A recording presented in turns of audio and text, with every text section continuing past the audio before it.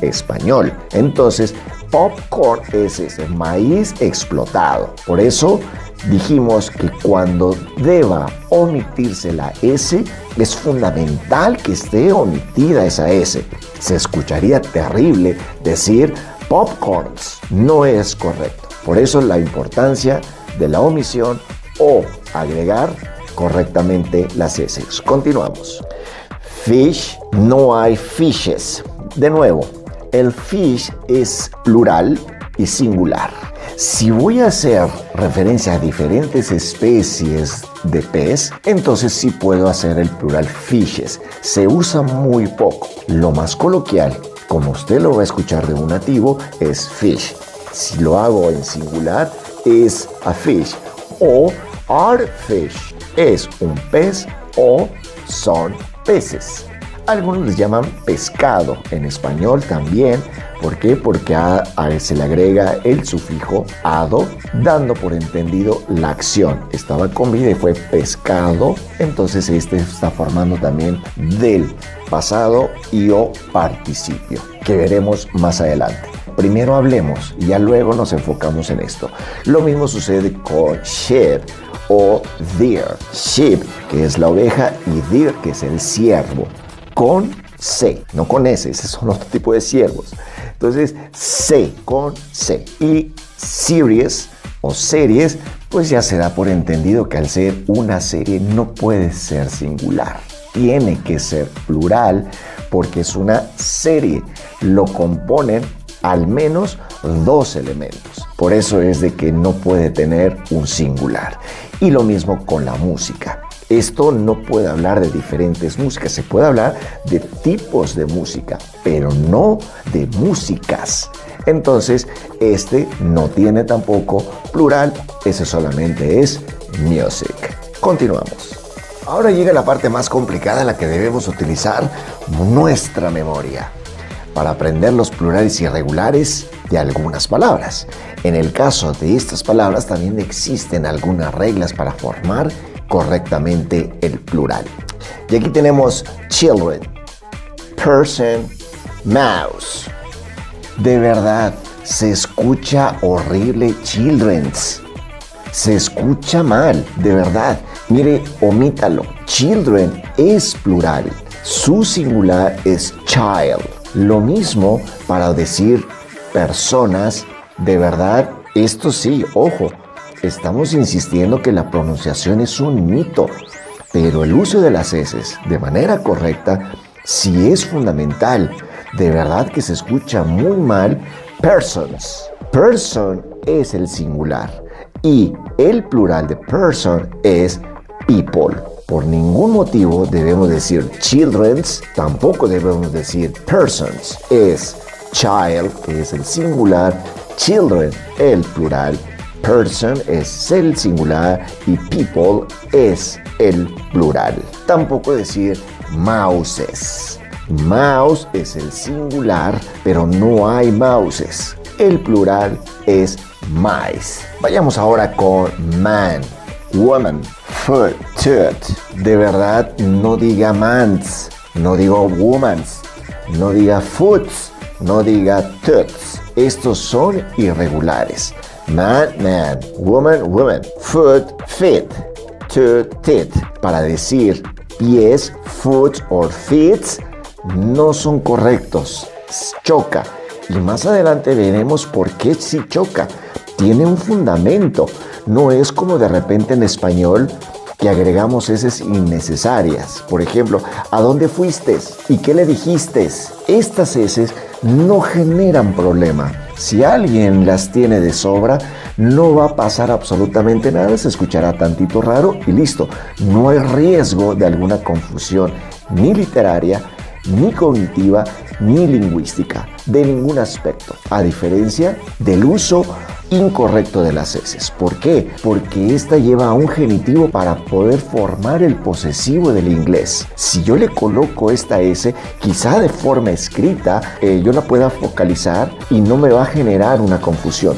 Pero si esto lo hago de manera oral, de manera verbal, ahí sí puede confundirse un hablante si le agregamos un sustantivo, porque va a entender que es una posesión que veremos más adelante.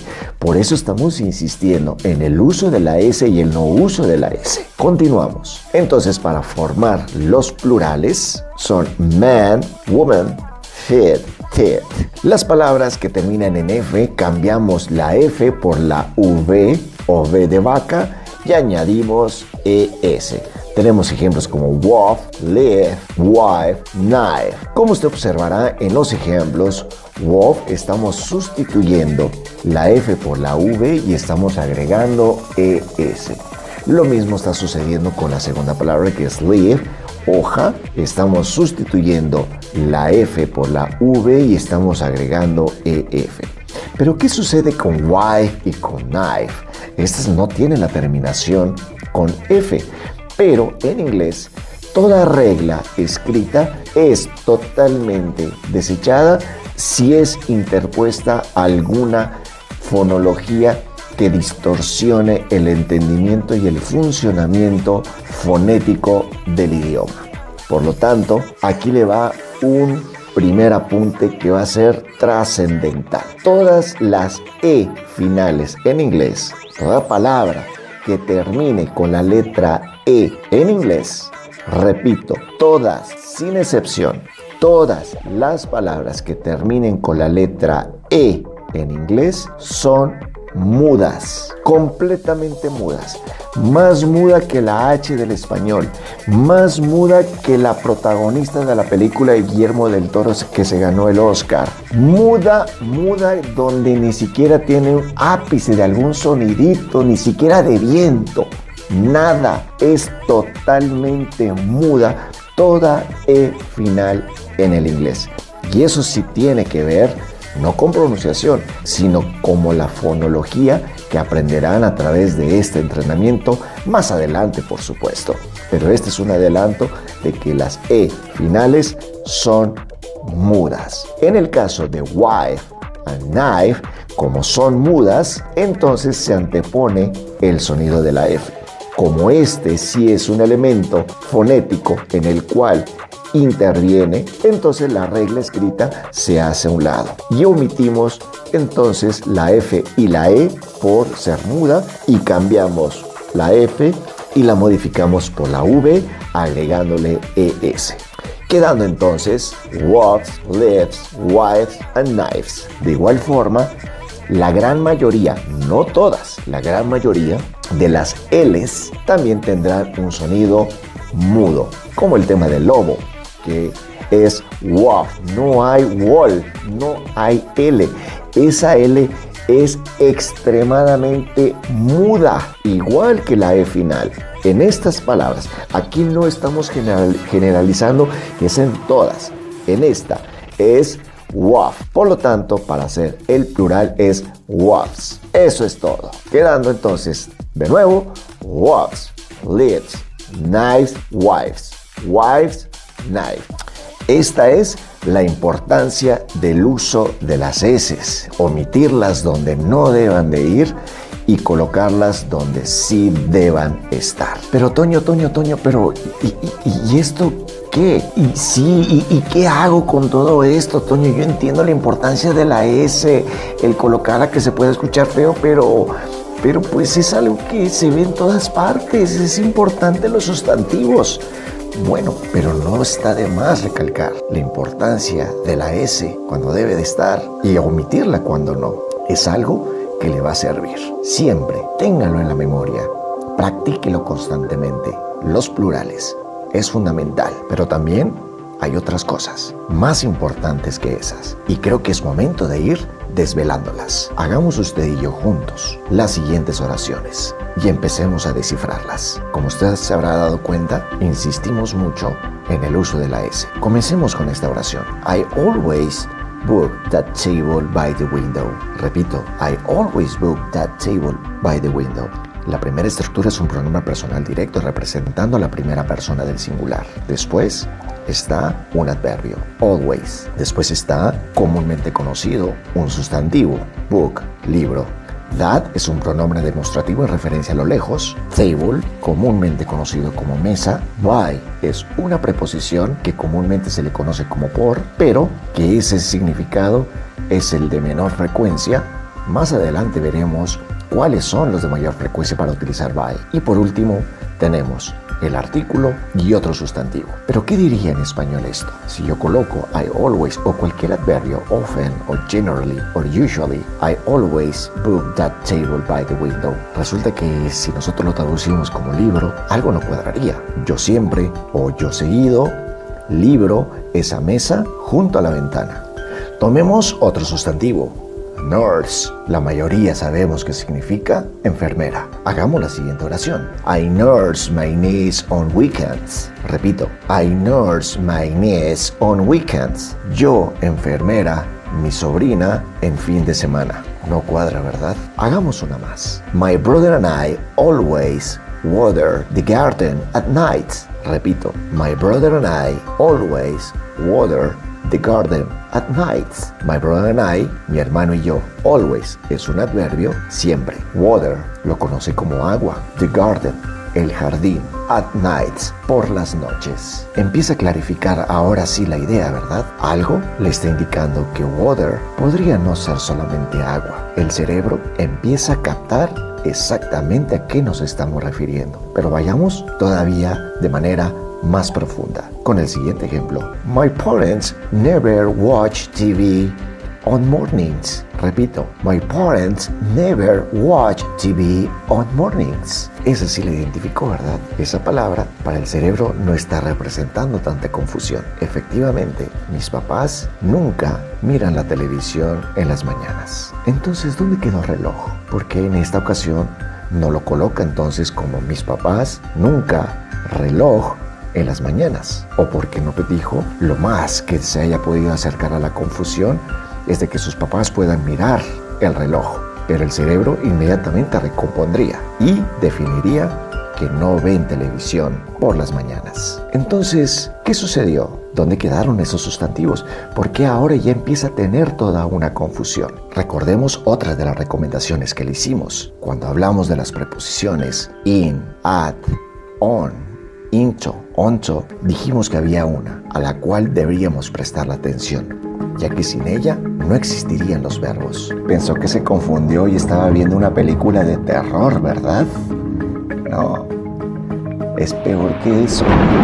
Son las preposiciones y hay una de ellas que tenemos que tener dominadita, porque sin ella no hay verbos. Esa es la preposición to, con la que arrancamos este video. Esto significa que el verbo be no existe, solamente existe cuando agregamos esta preposición, y por eso la gran mayoría lo llamamos el verbo to be. Pero para que puedan existir verbos en infinitivo, tiene que tener esta preposición. No puede existir solamente go, o solamente eat, o solamente walk, o solamente talk. Para que puedan ser verbos, necesitamos tener la preposición to, y con eso lo convertimos en verbo. Por lo tanto, en inglés, los verbos naturales no existen. Yo puedo tomar cualquier palabra, book, y le coloco la preposición to book. Water, to water. Hand, to hand. Nurse, to nurse. ¿Duda? Pause el video, diríjase a un translator y tipee exactamente estas palabras. Y si quiere ir todavía más profundo, tipee las oraciones como en estos momentos le va a aparecer en la pantalla. Algo no estaría correcto. Sin embargo, esa es la concepción desde la forma como nos enseñan los sustantivos. Sin embargo, nosotros dijimos que los pronombres son capaces de convertir palabras en verbos. ¿Recuerda? Bueno, ya vimos entonces los pronombres personales directos, porque ya nos estamos acercando entonces para conocer qué es esto de que los verbos no existen y cómo los podemos convertir. Pero antes de esa sesión tendrá que conocer también las preposiciones. Estos tienen una facultad y tienen un poder. Persona del singular, en este caso, usted. Este poder es que pueden convertir palabras en verbos. Esto significa que para que yo pueda conjugar verbos, necesito un pronombre personal directo. Si no, pues tengo una preposición, pero esta solamente puede ser la preposición to. Pero ¿qué hay de los plurales respecto a eso? Cuando nosotros vimos los pronombres personales, nos brincamos a aquellos que hacían referencia a la tercera persona del singular. He, she, it. Aquí tenemos I, it, you, it. Ahora nos vamos a ir en la conjugación, pero con los plurales. Nos vamos a brincar las terceras personas. Más adelante veremos el porqué. Nos enseñan lo mismo que cuando nosotros estuvimos aprendiendo el plural de los sustantivos, que cuando termina con CH, SH, con O, con S, doble S, si al final lleva una Y precedida por una consonante o una vocal, entonces hacemos las modificaciones correspondientes. Eso lo aprendimos para los sustantivos, pero no nos dicen que esa es la misma regla para aplicar en la conjugación de las terceras personas en referencia al masculino, femenino y neutro de las conjugaciones. Por lo tanto, para que yo diga, él mira la televisión, he watch, pero como termina con CH, voy a agregar ES, porque como regla, en la tercera persona del singular en referencia al masculino, femenino y neutro, se tiene que modificar el verbo, forzosamente, y lo compartimos con el español. La conjugación que es para el yo cambia para el tú, pero para él, ella y eso es la misma. Él come, ella come, eso come. En inglés es igual. La modificación que se hace para él, lo mismo es para ella y lo mismo para el neutro, pero es la única modificación que se hace en la conjugación de los verbos. Y mejor aún, esta modificación solamente se realiza en el tiempo presente. En el pasado, al ser un verbo regular, solamente le vamos a agregar ed o de si esta palabra naturalmente termina con e. Y esa es la conjugación para todas las personas. Pongamos el ejemplo de book, que al colocarle la preposición to book, entonces se convierte en reservar. Esta, al ser reservar como verbo, si yo lo quiero conjugar I book, you book, he, she, it books, we, you, they book. Si lo quiero hacer en pasado, como esta no termina con e y es un verbo regular, a este se le agregará solamente ed. I booked. Y lo mismo sucederá para you, he, she, it, we, you, they booked. Eso es todo. Por lo tanto, quien tiene la facultad de convertir a sustantivos en verbos es usted. Basta con conocer cómo funcionan los sustantivos para poder convertir entonces en verbo. Pero aquí también se logró descifrar algo muy interesante. Siempre se nos enseña en las escuelas que en inglés no pueden haber dos verbos juntos, pero nunca nos habían explicado por qué. Hoy ya lo sabemos. ¿Por qué no pueden existir dos? Pues porque no existen. Los tengo que estar convirtiendo todo el tiempo. Si yo quiero decir, me encanta comer pizza, encanta es un verbo, comer es otro verbo. En español, los verbos tienen autonomía, no necesitan de preposición y tampoco necesitan de pronombre para poder ser conjugados. Ya están de manera natural. En inglés no. Si yo quiero decir me encanta, este pronombre solamente tiene la facultad para convertir a una palabra en verbo.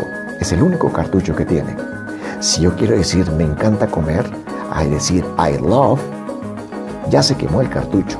Para que yo pueda tener la acción de comer, no es probable decir I love it. ¿Por qué? Porque it no es verbo, a menos que lo convertamos. Entonces necesito agregarle la preposición to. De lo contrario, estaría repitiendo a la persona I love, I eat pizza. Con la preposición to, que es la encargada de convertir a los verbos, entonces es I love to eat pizza. Y es así como este avance por parte de la neurociencia nos está ayudando a descifrar los códigos secretos del inglés. Pero esto solamente es el principio de grandes cosas. Por eso afirmamos que si la persona sigue las instrucciones, se disciplina en un tiempo relativamente corto, más rápido de lo que usted cree, será una persona no solamente hablante del idioma inglés, sino una persona que generará ideas y conceptos y logrará descifrar más allá que simplemente hablar inglés. Practique mucho, sea disciplinado, porque los desafíos que vienen ahora serán cognitivos. Tendremos otra sesión respecto a este tema. Debemos profundizar todavía más y debemos consolidarlo en la mente. Nos vemos pronto. Chao.